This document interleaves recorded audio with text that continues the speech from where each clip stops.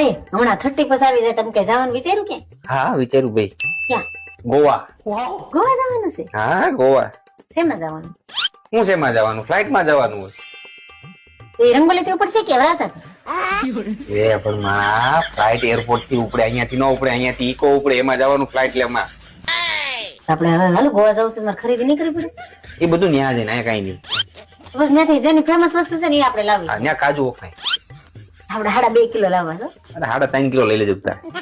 ને આપણે ક્યાં રહેવાનું ત્યાં આપણે 7 સ્ટાર હોટલમાં રહેવાનું છે. મેં બધું બુકિંગ કરી નાખ્યું છે. 7 સ્ટાર હોટલમાં 7મા માળે. બરાબર? ત્યાં જઈ તું બારી ખોલીને એટલે સીધું સામે બીચ. સીધો તારા ઠેકડો મારવો હોય ને તો મારી દેવાનો. ક્યાં બીચમાં હા બીચમાં મને બહુ ગમશે. ચાલો હું પેકિંગ કરી લઉં જવાનું છે શાનું?